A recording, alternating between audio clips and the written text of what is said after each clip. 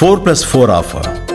మొదటిసారిగా country delight పాలని 4 రోజులు ఆర్డర్ చేసిన వాళ్ళకి మరో 4 రోజులు ఫ్రీ. ఇంకెందుకు ఆలస్యం? యాప్ని డౌన్లోడ్ చేసుకోండి. Download the country delight app now.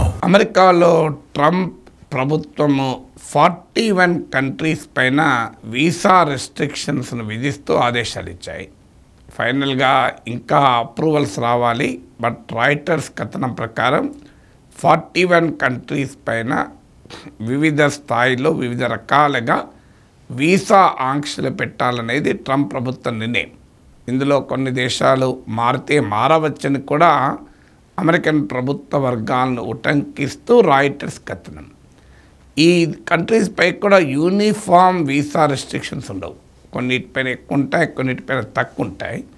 ప్రధానంగా 3 రకాలుగా ఈ దేశాలను వర్గీకరిస్తారు. మొదటి దశలో ఒక 10 కంట్రీస్ నుంచి ఎవరు కూడా అమెరికాకు రాకుండా పూర్తి నిషేధం ఉంటుంది. ట్రావెలర్స్ కావచ్చు, స్టూడెంట్స్ కావచ్చు, ఎవరు రారుగా. అందులో ఉండే nations Afghanistan, Iran, Syria, north Korea, Cuba లాంటి దేశాలు ఉన్నాయి.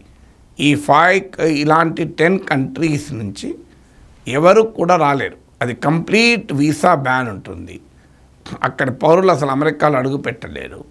ఇక సెకండ్ సెట్ ఆఫ్ కంట్రీస్లో ఒక 5 nations, Eritrea, Laos, south Sudan, Myanmar, ఇలాంటి ఒక 5 దేశాలు ఉంటాయి.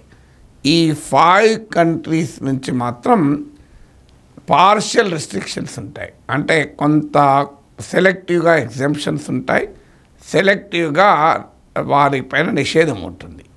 ఇక థర్డ్ సెట్ ఆఫ్ కంట్రీస్లో ఒక 36 నేషన్స్ ఉన్నాయని. ఇందులో పాకిస్తాన్, తుర్క్మెనిస్తాన్ ఇలాంటి కంట్రీస్ ఉన్నాయి. ఈ కంట్రీస్ నుంచి వచ్చేటువంటి వారిపైన రెస్ట్రిక్షన్స్ పార్షియల్గా విధించబోతున్నాం. కానీ ఆయా దేశాల ప్రభుత్వాలకు ఒక 60 days టైం ఇస్తారు.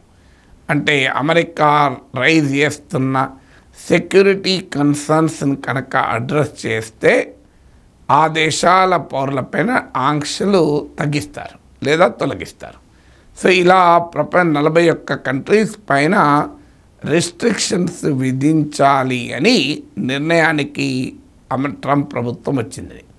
సో ట్రంప్ అమెరికాకు రావటానికి కొన్ని దేశాల నుంచి అసలు వీసా కూడా అవసరం లేదు. అసలు డ్యూయల్ సిటిజన్షిప్ కూడా ఉంది. ఇప్పుడు అమెరికాలో సిటిజన్గా ఉన్న వ్యక్తి కెనడాలో కూడా సిటిజన్గా ఉండవచ్చు. సో కొన్ని ఫ్రెండ్లీ నేషన్స్ నుంచి అయితే అసలు వీసాలకు కూడా అవసరం లేకుండా సిటిజన్షిప్ కూడా ఉంది. సో కానీ ఇది ట్రంప్ విధానం కొత్త కూడా కాదు. ట్రంప్ ఫస్ట్ టైం పవర్లోకి వచ్చినప్పుడు కూడా 7 కంట్రీస్ ప్రధానంగా ముస్లిం మెజారిటీ నేషన్స్ వీటిపైన ట్రావెల్ రెస్ట్రిక్షన్ అప్పుడు కూడా విధించారు. జనవరి 20th ప్రమాణ స్వీకారం చేసిన రోజే ట్రంప్ ఒక ఎగ్జిక్యూటివ్ ఆర్డర్ను జారీ చేశారు. ఇందులో చెప్పిందంటే అమెరికాలోకి చదువుకోవటానికి రావాలనుకున్న, వివిధ వీసాలపై రావాలనుకున్న వారి బ్యాక్గ్రౌండ్ను చాలా కఠినంగా చేయండి. వారి వల్ల అమెరికన్ సెక్యూరిటీకి ఏమైనా ప్రమాదం ఏర్పడుతుందా, కఠినంగా చెక్ చేయండి అని ఆదేశాలు జారీ చేశారు. ఇప్పుడు ఇండియన్ స్టూడెంట్ కొలంబియా యూనివర్సిటీలో అర్బన్ ప్లానింగ్లో PhD చేస్తున్న ఇండియన్ స్టూడెంట్ రంజని శ్రీనివాసన్ను సెల్ఫ్ డిపోర్టింగ్ చేశారు. అంటే ఆమె హమాస్కు మద్దతుగా వాయిలెన్స్ అండ్ టెర్రరిజాన్ని ప్రోత్సహించిందని ఆమె పైన ఆరోపణ. నిజంగానే ఆమె వాయిలెన్స్, టెర్రరిజాన్ని ప్రోత్సహించి ఉంటే డిపోర్ట్ చేస్తారా? అరెస్ట్ చేసి లోపలేస్తారు.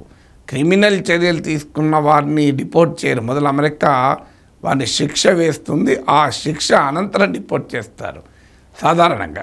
కానీ ఆమె పాలస్తీనా అనుకూల ప్రొటెస్ట్లలో పాల్గొన్నది అనేది ఆరోపణ.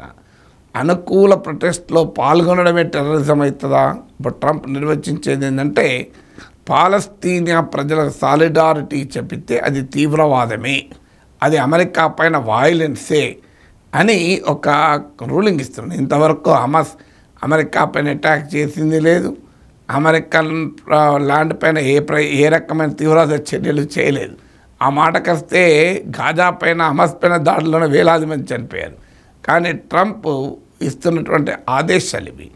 ఇదంతా కూడా ఎందుకు చేస్తున్నాడు ట్రంప్ అంటే, నిజంగా అమెరికన్ సెక్యూరిటీకి ప్రమాదం ఏర్పడితే మొట్టమొదటిగా నిషేధిత ఫస్ట్ ఫేజులు అంటే ఆఫ్ఘనిస్తాన్, ఇరాన్, సిరియా, క్యూబా ఈ కంట్రీస్ ఉన్నాయి, నార్త్ కొరియా, ఈ కంట్రీస్లో పాకిస్తాన్ ఉండాలి. మీరు గమనించండి, పాకిస్తాన్ థర్డ్ ఫేజ్ కేటగిరీలో ఉంది. అంటే పాకిస్తాన్ ప్రభుత్వం 60 రోజుల్లో గనక సాటిస్ఫైయింగ్ సంతృప్తికర చర్యలు తీసుకుంటే ఈ రెస్ట్రిక్షన్స్ను ఆలోచిస్తామని. పాకిస్తాన్ మించిన టెర్రరిస్ట్ కంట్రీ ఇంకోటి ఏదైనా ఉందా ప్రపంచంలో? మీరు నోటోరియస్ టెర్రరిస్టుల పేర్లు తీయండి. హఫీజ్ సయీద్, దావూద్ ఇబ్రహీం, మసూద్ అజర్ అందరూ పాకిస్తాన్లోనే ఉంటారు.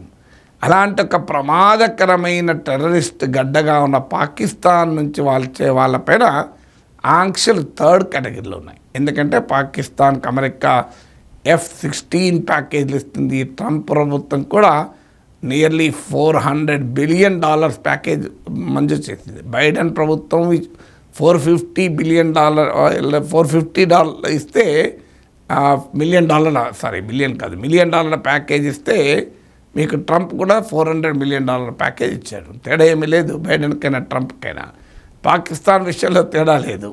సో అందువల్ల పాకిస్తాన్ మించిన టెర్రరిస్ట్ కంట్రీ ఇంకేదైనా ప్రపంచంలో ఉంటుందంటే లేదు. మరి వారిపైన మాత్రం ఎలాంటి నిషేధాలు ఉండవు. ఇలా ప్రపంచంలో ఇస్లామిక్ తీవ్రవాదానికి మీకు అల్ఖైదా లాంటి వానికి ఒక ఇన్స్పిరేషన్గా ఉండి ఫండింగ్ కూడా వెళ్ళిందంటారు సౌదీ అరేబియా లాంటి రాచరిక ప్రభువుల నుంచి. సో రాచరిక ప్రభువులేమో అమెరికాకు ట్రంప్కు closest friend Mohammed bin Salman. Saudi అరేబియాకు నుంచి వచ్చే వాళ్ళపైన ఎలాంటి రెస్ట్రిక్షన్స్ ఉండవు. అందువల్ల ఇది రెస్ట్రిక్షన్స్ కూడా ఒక ఫారిన్ పాలసీ. ఏ దేశాలపైన అయితే అమెరికా ముద్ర వేయదలుచుకుందో ప్రమాదకరమని ఆయా దేశాల నుంచి ఇలా ట్రావెల్ రెస్ట్రిక్షన్ పెడతారు. అన్నిటికీ మించి తన దేశ ప్రజల్లో ఒక రకమైన భయాందోళన క్రియేట్ చేసి దాన్ని రాజకీయంగా ఉపయోగించుకోవడం. ఎన్నికల ప్రచార సమయంలో కూడా ఇమ్మిగ్రెంట్స్ పైన ఇదే రకమైన చేశారు. హైతీ నుంచి వచ్చే వాళ్ళు మన పెంపుడు కుక్కల్ని పిల్లలు తింటున్నారని చెప్పి ఓ పెద్ద క్యాంపెయిన్ చేశాడు. ఇప్పుడు హైతీ కూడా ఈ లిస్టులో ఉంది. నేను చెప్పిన కేటగిరీలో సెకండ్ కేటగిరీ లావోస్, ఈ మియన్మార్, సౌత్ సుడాను ఈ కంట్రీస్లో హైతీ కూడా ఉంది. ఎరిట్రియా, హైతీ కూడా. సో అందువల్ల ఈ రెస్ట్రిక్షన్స్ కూడా ఒక పార్ట్ ఆఫ్ xenophobic. అంటే విదేశీయులు వచ్చి అమెరికాను ఏమో చేయబోతున్నారు అనే యొక్క భయాన్ని క్రియేట్ చేసి దాని నుంచి పొలిటికల్ క్యాపిటల్ పొందడం ట్రంప్ లక్ష్యం. నిజంగానే తీవ్రవాద చర్యలు వచ్చి అమెరికాకు ప్రమాదంగా ఉంటాయంటే పాకిస్తాన్ పైన ఉన్న నిషేధం ఎవరిపైన ఉండకూడదు. కానీ పాకిస్తాన్ మిత్రదేశం కనుక ఆ నిషేధాల్లో థర్డ్ కేటగిరీలో ఉంటుంది. అందువల్ల ఇది more politics than real security of America ఈ ఇష్యూలో ఉన్నది.